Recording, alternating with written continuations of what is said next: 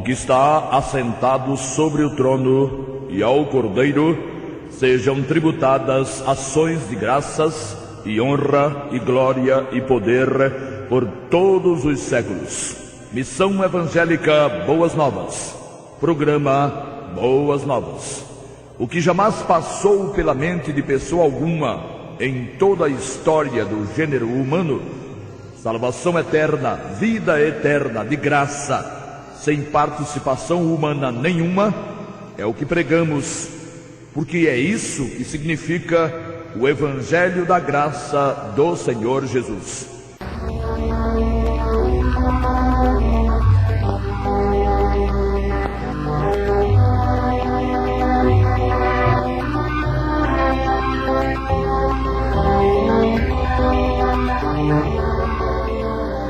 Evangelho de Lucas, capítulo 7, versículos 36 a 38 e 48 a 50.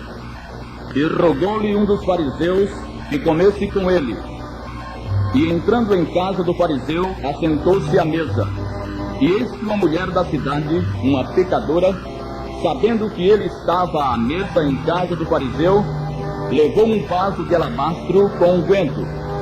E estando por detrás, aos seus pés, chorando, começou a regar-lhe os pés com lágrimas, e enxugava-lhes com os cabelos de sua cabeça, e beijava-lhe os pés, e ungia-lhes com o unguento. E disse-lhe a ela: os teus pecados te são perdoados. E os que estavam à mesa começaram a dizer entre si: quem é este que até perdoa pecados? E disse Jesus à mulher: a tua fé te salvou, vai-te em paz. Evangelho segundo João, capítulo 8, versos 3 e 4, e 10 e 11. E os escribas e fariseus trouxeram-lhe uma mulher apanhada em adultério. E tendo-a no meio, disseram-lhe: mestre, esta mulher foi apanhada no próprio ato, adulterando. E endireitando-se Jesus, e não vendo ninguém mais do que a mulher, disse-lhe: mulher, onde estão aqueles teus acusadores? Ninguém te condenou? E ela disse: sim, Senhor. E disse-lhe Jesus: nem eu também te condeno. Vai-te e não peques mais. De início, chamaríamos a atenção do ouvinte para a semelhança e o contraste entre os dois episódios narrados nos textos lidos. A semelhança está em que ambas as mulheres eram pecadoras. Isto quer dizer, viviam para pecar, viviam no pecado. O contraste ou a diferença está em que uma delas foi a Jesus espontaneamente, por sua própria vontade, porque quis ir. Enquanto a outra, a que foi apanhada em adultério, foi a Jesus forçada, levada pelas circunstâncias, na marra. Para ser mais claro, ela não teve a menor vontade de estar ali, ela não queria ir. Para ações diferentes, reações diferentes. Mesmo o Senhor Jesus, o Senhor da vida, pleno de graça e de misericórdia, não pôde ter a mesma reação nos dois casos que estamos analisando. Isso porque Deus está limitado por cada homem e por cada mulher no seu relacionamento com cada homem e com cada mulher por conta do livre-arbítrio. Deus não pôde evitar que Adão pecasse. Não obstante ser o Criador de todas as coisas, onde estão incluídas as galáxias com bilhões de estrelas, a milhões de anos-luz, Deus não pode mandar na vontade do homem. Isso significa que, em relação a cada homem, Deus está limitado por cada homem, repetimos. Ensinando aos apóstolos a orar, o Senhor Jesus disse: orareis assim: seja feita a tua vontade, assim na terra como no céu. Mateus 6, 9 e 10. E ainda hoje, a vontade de Deus não é executada na terra. Não é sua vontade que uma criança morra de fome. que um feto seja abortado, e nem que um homem porte um revólver 38 carregado. Mas vem o dia, e logo vem, em que todo o universo terá uma só vontade, a vontade do Senhor dos Exércitos. Sobre o plano da salvação, Paulo, o apóstolo, disse: Deus quer que todos os homens se salvem e venham ao conhecimento da verdade. Primeira Epístola a Timóteo 2:4. Deus quer, mas nem todos os homens querem. Tendo criado o homem, sua imagem e semelhança, Deus se obriga a respeitar a vontade desse homem, porque Deus é justo. O homem tem o poder de escolher aquilo que quer fazer. O que ele não tem é o poder de escolher as consequências da sua escolha. Se na vida o homem escolher não escolher Jesus, na eternidade não terá escolha, estará perdido para sempre. E nem daqui a 1 trilhão de anos, qualquer perdido poderá dizer que está perdido porque Deus quis. Jamais.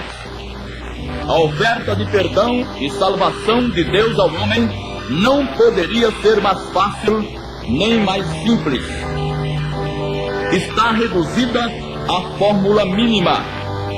Se com a tua boca confessares ao Senhor Jesus e em teu coração creres que Deus o ressuscitou dos mortos, serás salvo.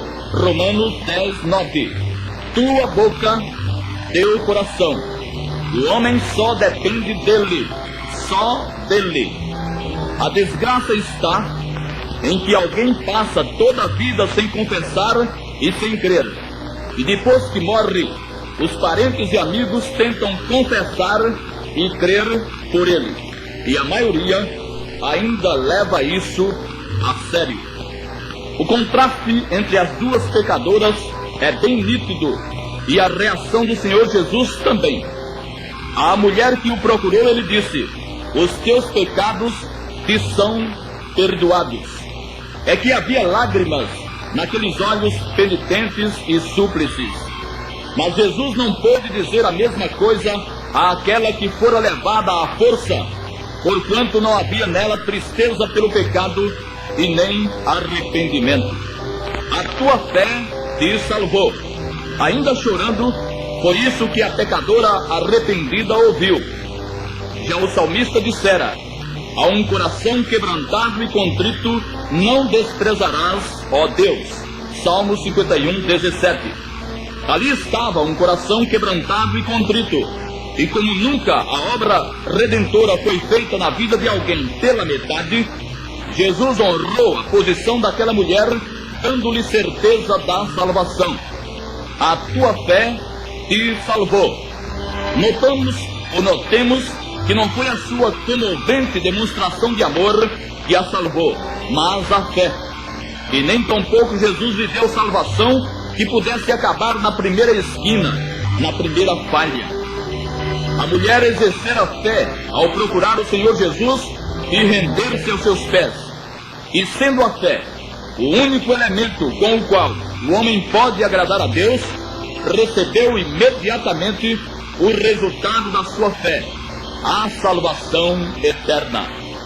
Que Salvador pusilânime e fraco não seria o Senhor Jesus, se depois de declarar aquela mulher salva, ela viesse a perder-se. E é como alguns ensinam e pregam. Mas graças a Deus, quando alguém arrependido de confiar em si mesmo recorre ao Senhor Jesus e o invoca e o aceita como seu salvador pessoal, então está salvo e torna-se salvo por toda a eternidade. E porque assim é, Jesus disse ainda a ela: vai-te em paz. Claro, houve perdão dos pecados, houve salvação eterna, agora havia paz. Quem aceitou Jesus, quem elegeu Jesus, quem confiou em Jesus tem paz. Ele é a nossa paz. Efésios 2:14. Paz perfeita, paz eterna, maravilhosa paz. Mas que pena O Senhor não pôde dizer à mulher que esteve na sua presença à força nenhuma destas coisas, mas apenas vai-te e não peques mais. Não houve fé no coração daquela mulher, e sem fé o resto não importa. Mesmo que haja amor, mesmo que haja boas intenções, mesmo que haja temor, sem fé no Senhor Jesus crucificado, nada disso vale. Vai-te, simplesmente vai-te, porque não houve fé, não houve perdão. Porque não houve fé, não houve salvação eterna. Porque não houve fé, não havia paz. Qual a diferença moral entre as duas mulheres? Eram reconhecidamente pecadoras. Diante da lei eram igualmente imundas. Eram perdidas moral, social e espiritualmente. Até que uma delas confiou no Senhor Jesus. E aí fez-se toda a diferença. Ao confiar no Senhor Jesus, aquela pecadora se identificou com Ele. E segundo o plano do Pai, o Todo-Poderoso, a justiça do seu Filho era e é imputada a todo aquele que a Ele, a Jesus, recorre, confessando-o como seu Salvador pessoal. E aí não tem erro. Por mais miserável, por mais imundo que seja o pecador, ele se torna santo, puro e justo aos olhos de Deus o Pai, por causa da justiça de Deus o Filho. Você já foi a Jesus por sua livre e espontânea vontade? Já o invocou como seu Salvador? Já o confessou? Já creu nele no mais profundo do seu coração? Então há paz no seu ser, porque houve perdão, porque houve salvação. Mas se até agora você só se lembrou do Senhor Jesus em circunstâncias adversas, em apertos ou na morte de entes queridos, só lhe resta ouvir um seco e nada agradável vai-te. E se partir para a eternidade nessas condições, estará perdido para sempre. E orações, e rezas, e missas, e cultos, e velas, e choro, de nada adiantarão. Você pode brincar com o assunto da eternidade, mas Deus não. E o assunto da eternidade é tão sério, mas tão sério, que mesmo não correndo nenhum risco, pois não tem a quem temer, Deus providenciou salvação para você.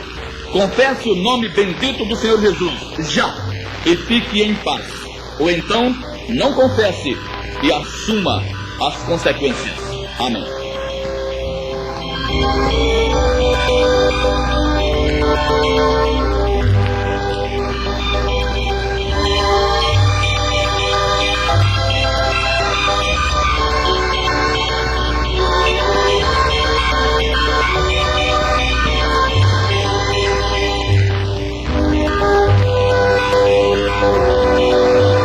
Comunicamos que o programa Boas Novas estará de volta ao ar no próximo sábado, no seu horário normal, às 19h15. Boa noite.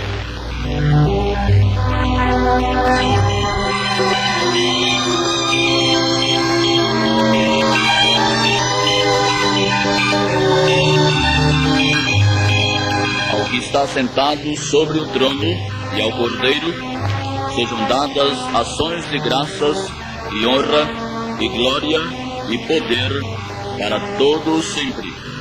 Está no seu receptor o programa Boas Novas. Nosso endereço, Caixa Postal 213, CEP 55.100, Caruaru, Pernambuco. A partir do próximo sábado, este programa irá ao ar, se Deus permitir, imediatamente após o programa Um Toque de Amor. Ouça amanhã pela Rádio Cultura do Nordeste os programas Boas Novas às 6h15 da manhã e contagem regressiva às 9h45 da noite. Contagem regressiva, o programa que destemida e responsavelmente anuncia o arrebatamento da igreja para 1992.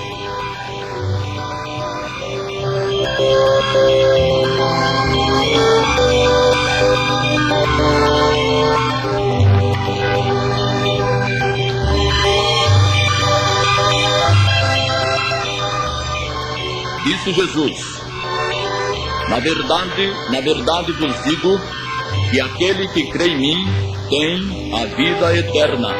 Eu sou o pão da vida.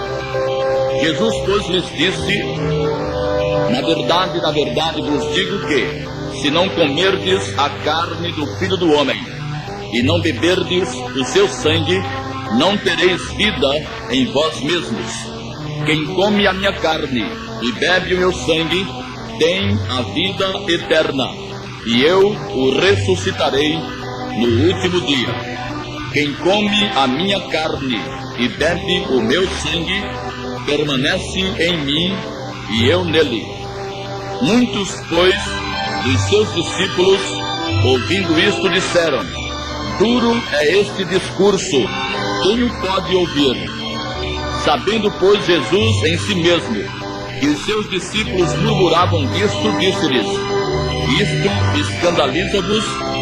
Que seria, pois, se visseis subir o Filho do Homem para onde primeiro estava? O Espírito é o que vivifica, a carne para nada aproveita. As palavras que eu vos disse são Espírito e vida. Mas há alguns de vós que não creem, porque bem sabia Jesus desde o princípio quem eram os que não criam, e quem era o que o havia de entregar. E dizia: por isso eu vos disse que ninguém pode vir a mim, se por meu Pai não lhe for concedido. Desde então, muitos dos seus discípulos tornaram para trás, e já não andavam com ele.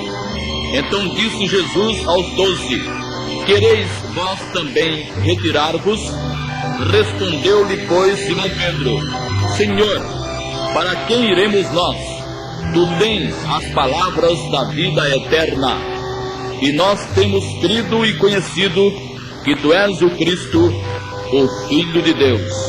Evangelho segundo o apóstolo e evangelista João, capítulo 6, versículos 47, 48, 53, 54, 56 e de 59 a 69. Desde então, muitos dos seus discípulos tornaram para trás e já não andavam com ele. Muitos discípulos. A humanidade teve, ao longo dos séculos, mestres os mais insígnes: Sócrates, Platão, Aristóteles, Maomé, Buda, Confúcio, para citar só alguns.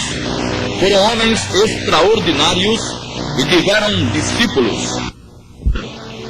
Cada um a seu tempo esteve na terra e foi o que podia ser, mestre e só. O Senhor Jesus é chamado muito apropriadamente mestre dos mestres. Mas teria sido uma desgraça total se isso fosse tudo o que ele conseguisse ser, mestre.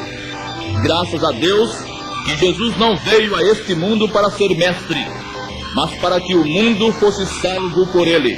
João 3,17. Jesus é o mestre dos mestres, mas não é o salvador dos salvadores. Houve outros mestres antes e depois dele, mas Salvador não. Salvador só ele, único, porque suficiente. Ter Jesus como mestre é bom, mas não é tudo. Ter tudo é tê-lo como Salvador. Como mestre, ele ensina. Como Salvador, ele salva. Não foram e nem são salvos os discípulos de Platão, de Sócrates, de Buda, de Maomé ou de Confúcio. Mas também não foram e nem são salvos os discípulos de Jesus. Aprender com Jesus, citar seus ensinos, suas máximas, nunca salvou, nem vai salvar ninguém. Não são seus ensinos que salvam, é o seu sangue. Os ensinos ele os deu em vida, o sangue ele derramou na morte. Alguém pode, conhecendo todos os grandes e maravilhosos ensinamentos do Senhor, estar perdido, se não invocou o precioso sangue derramado na cruz. Mas o malfeitor, que não conhecia o Senhor como mestre, que nada sabia de nada, e que também não dispunha de tempo na cruz para nada aprender, fez o que muitos discípulos têm teimado em não fazer. Ele invocou o sangue de Jesus, confiou no que foi feito na cruz, ou no que estava sendo feito na cruz em seu lugar, e recebeu a preciosa certeza: hoje estarás comigo no paraíso. Lucas 23, 43. Muitos há que se passam por discípulos de Jesus. Alguns estão tentando aprender a guardar a lei. Outros treinam na prática de curas e milagres. Ainda outros imitam, ou melhor, tentam imitar o seu viver santo e irrepreensível. Tudo isso não terá nenhum valor se não for precedido da confiança no sangue e no nome do Senhor. Quem come a minha carne e bebe o meu sangue tem a vida eterna. Foi assim que o Senhor estabeleceu a doutrina da salvação eterna. Muito diferente daquilo que muitos pretendem que seja verdade, isto é, salvação eterna como resultado de uma vida pautada no exemplo e nos ensinamentos do Senhor Jesus, onde cada salvo, para ser salvo, fez-se uma cópia do Salvador. Bonito, mas falso. Isso não é verdade, e graças a Deus que não é verdade. Dizer a um homem na sarjeta que para ser salvo, ele não só tem de transformar sua vida, como torná-la semelhante à de Jesus, é a mesma coisa, permitam, que chamar um urubu de meu louro. Não tem nada a ver. Dizer a uma mulher de vida irregular que para ser salva, ela tem de transformar-se na imagem de retidão e justiça que Jesus foi na carne, é a mesma coisa que condená-la à perdição, pois que não há a menor chance.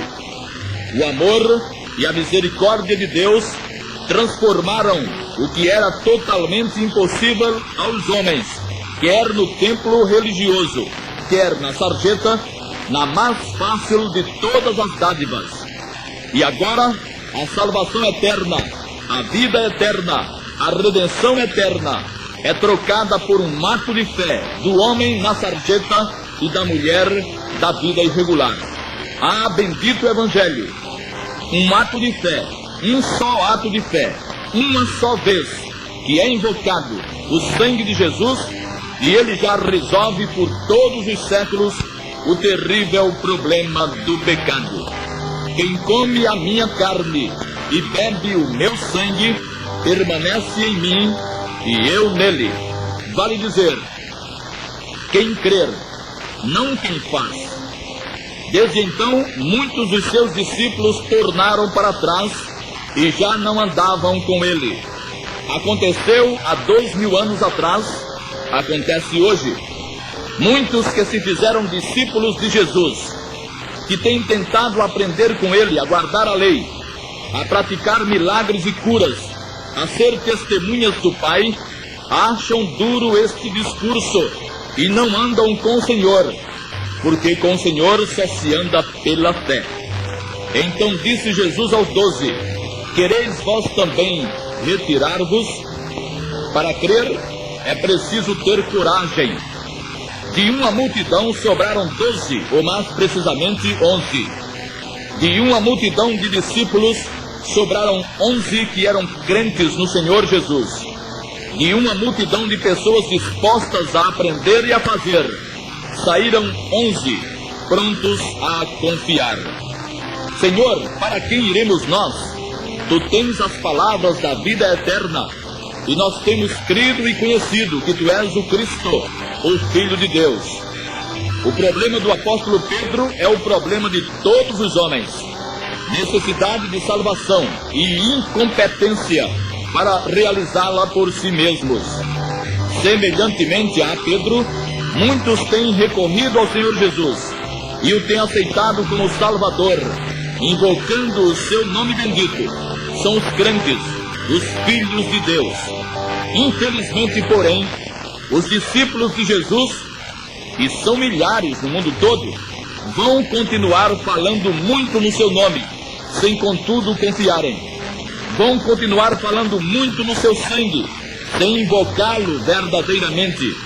Vão continuar tentando imitá-lo, na tentativa vã de satisfazerem ao Pai, cuja justiça só é satisfeita na justiça do Filho. Esses são simplesmente protestantes ou religiosos. Esses querem Jesus como amigo, como guia, como mestre e até como Deus. Só não estão dispostos a confiarem a Ele a sua vida, sua eternidade, seu ser. Só não estão dispostos a depender dele como Salvador. Na verdade vos digo que aquele que crê em mim tem a vida eterna. Não o que pensa, não o que acha, não o que tenta fazer, nem o que faz, mas aquele que crê. Aquele que crê em mim tem a vida eterna. Ouvinte amigo, não teime com Deus. Não tente levá-lo na conversa. Você não vai nunca conseguir passar-lhe gato por lebre. Declare Jesus Cristo como seu Salvador pessoal. Confie a Ele, a Jesus, sua eternidade, e assim estará para sempre em paz com Deus. Mas se você por acaso está resolvido a continuar teimando, então teime e aguente as consequências, e que Deus o abençoe.